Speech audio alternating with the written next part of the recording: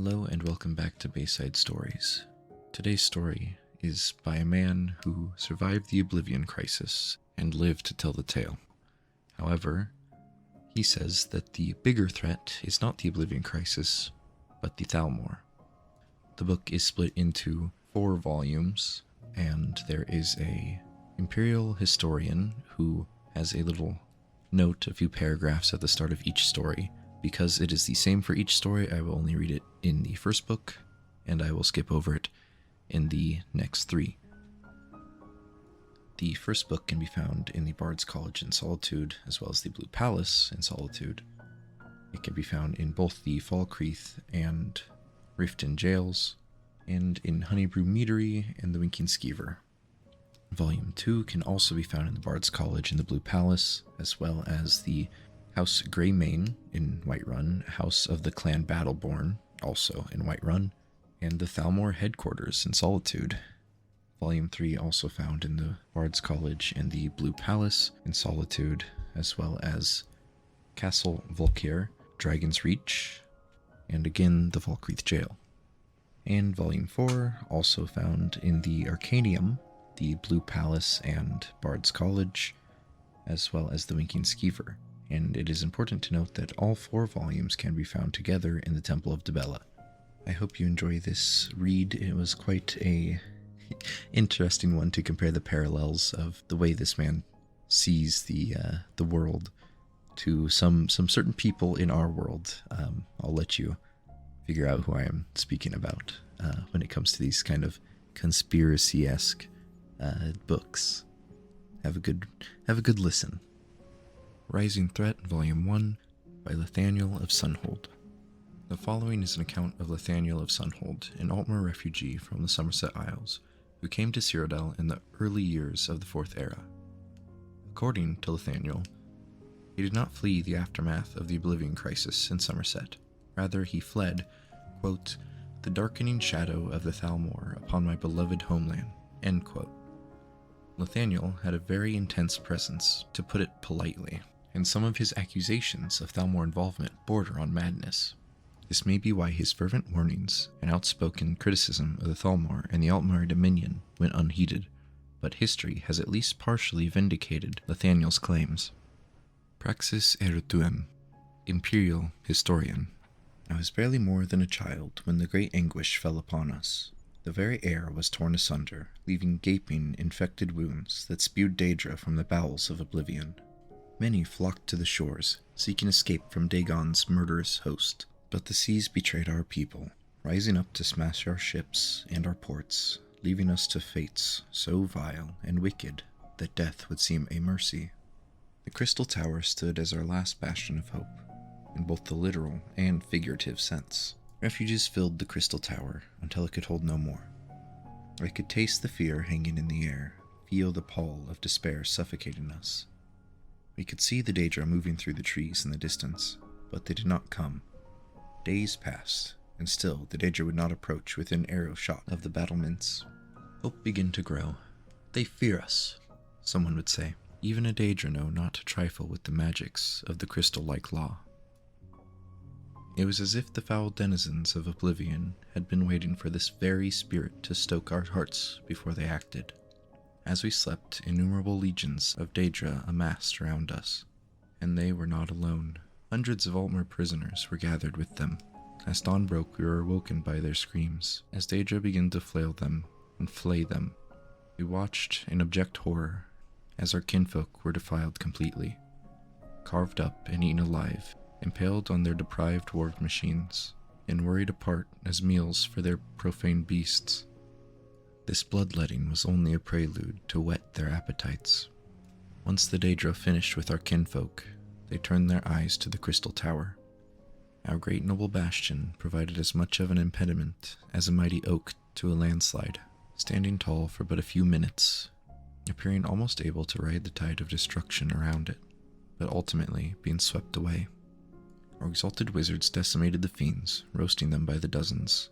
Archers were finding the narrowest of chinks in their Daedric armor at over 100 paces, felling their captains and commanders. The might and skillfulness of our heroic defenders was astonishing to behold, but it was not enough. the Daedra climbed over the corpses of their cohort. They marched headlong into death and destruction that would make the mightiest armies in all of Tamriel quake with fear. When they reached the walls, I fled along with the other cowards. I take no pride in that act. It has haunted my existence ever since, and I burn with shame to admit it, but it is truth. We fled in mindless panic, abandoning those stalwart Altmer who had held the line against the onslaught to preserve and defend our illustrious Crystal Tower. We raced through cleverly concealed passageways and emerged well away from the chaos that had descended upon the tower. This is when it happened. It started like a gust rustling through the leaves of a dense forest, but the sound did not taper off. It rose into a roar as the very ground on which I stood began to shudder. I turned to look, and the world held its breath. I stood transfixed as the heart of my homeland was torn, as if from my own breast. The unthinkable, the incomprehensible, the tower of the crystal-like law cast to the ground, with all the dignity of a beggar meeting an iron-clad fist. In eternity I watched, trying to reconcile what I knew with what I saw. Sobs racked my chest, and weeping filled the air around me as the spell loosened its hold and I realized where I was.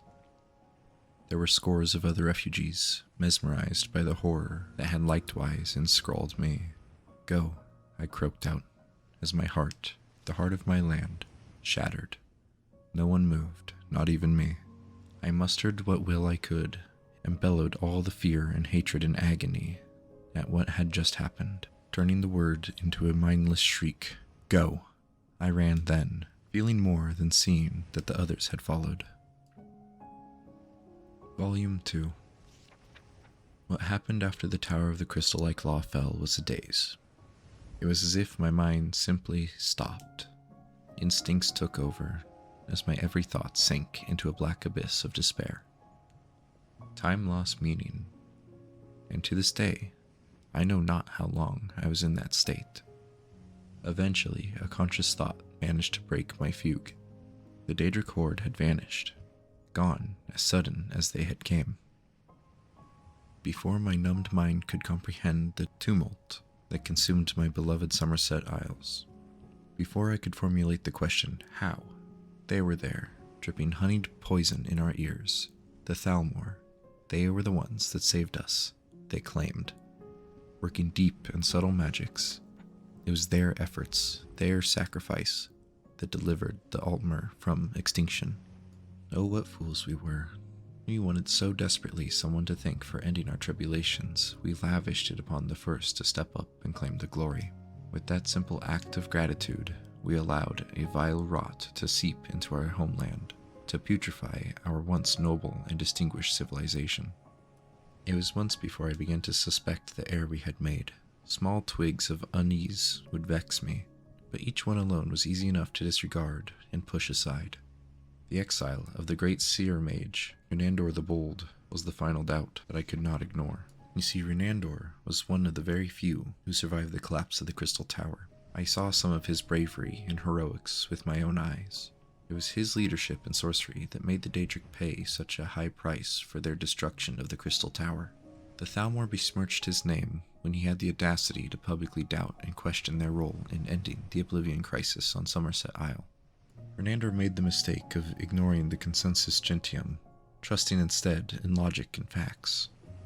The shrewdness of the Thalmor, however, was not such to allow something as trivial as the truth to stand in their way. As soon as they shifted the collective opinion ever so slightly against Renandor, they had him sequestered and intensified their efforts to tarnish his reputation. Unable to mount any sort of defense to the Thalmor's attack, Renandor was quickly denounced and exiled. Volume 3. Ever so cautiously, I formed a cabal made up of those who distrusted the motives and the methods of the Thalmor. Over several months, I liquidated my ancestral holdings and took whatever inheritance I could without raising any suspicion. I would follow after Renandor and help him restore his reputation and status. We would then return to best the Thalmor at their own game and win back the mores and morals of the Altmer. The rest of my cabal would stay in Somerset Isle and win the trust of the Thalmor on whatever levels best suited each of them, sending clandestine missives to me when possible. After weeks of painstaking investigation and exorbitant bribes, I was able to learn that Renandor was placed on a ship to Anvil. I booked my own passage to Anvil. My search almost ended there, for Renandor had never arrived in Anvil Harbor. My instincts that Renandor met a duplicitous end was confirmed when I sought out several of the deckhands who were reported to be aboard Renandor's vessel. All died under mysterious and violent circumstances. The first of many attempts on my life occurred soon after. Needless to say, I survived, but my grand plan to stymie the Thalmor fell apart without an esteemed leader to rally behind.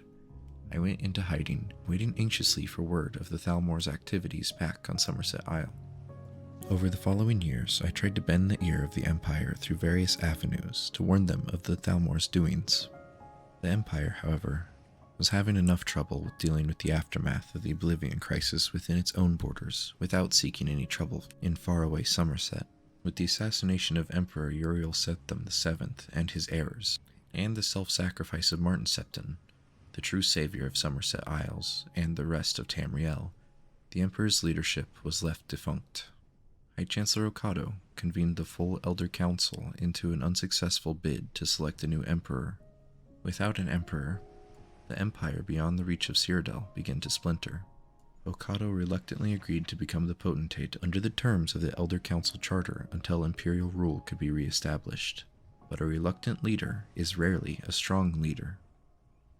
Potentate Okado made admirable efforts to rein in the bedlam that threatened to rip the empire apart, and was even making headway when Red Mountain erupted and destroyed much of Verdenfall, likely from Thalmor tampering, but I have yet to find proof of their misdeeds in this. What was left of Morrowind was thrown into absolute chaos.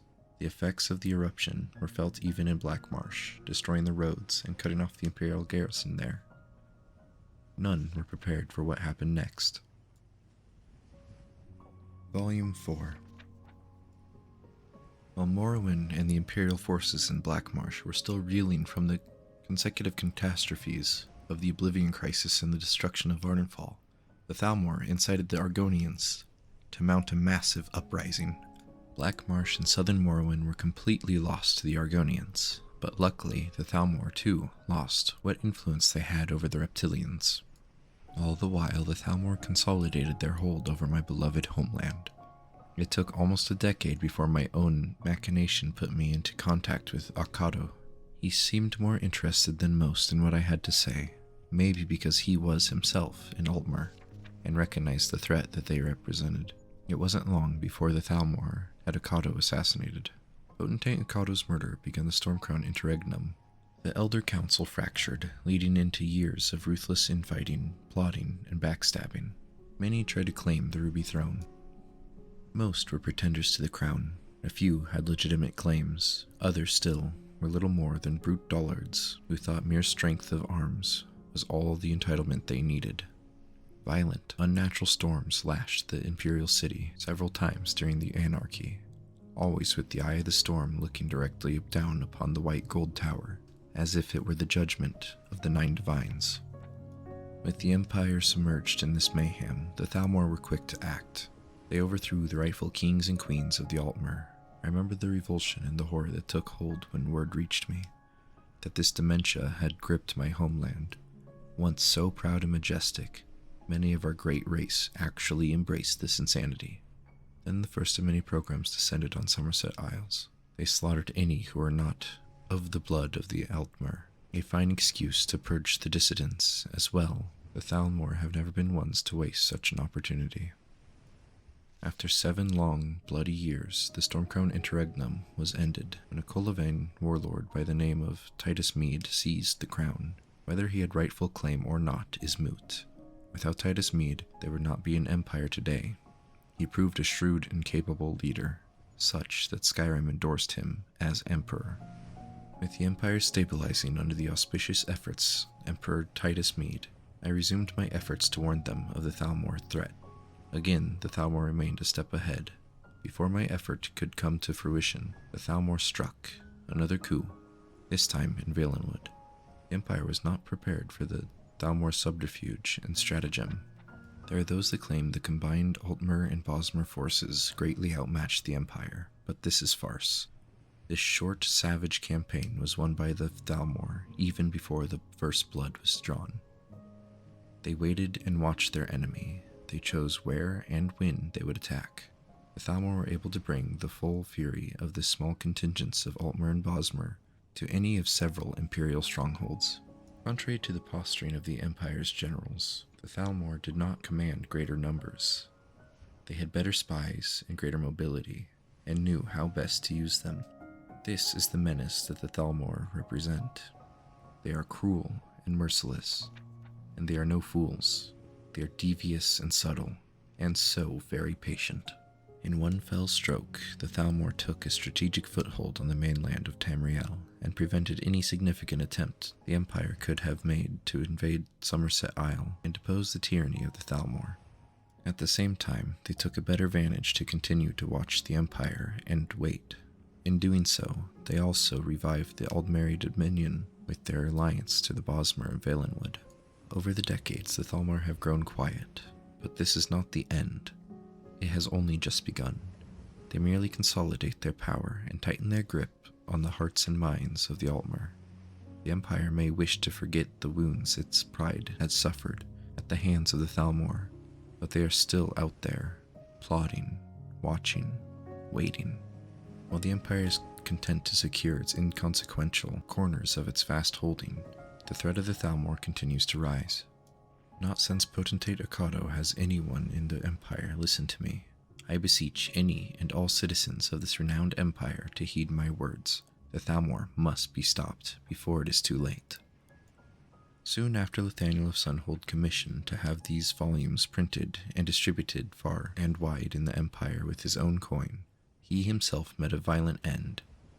In light of the events that followed his death, we must consider that he may very well have been murdered by the Thalmor assassins. Praxis Erratuum, Imperial Historian.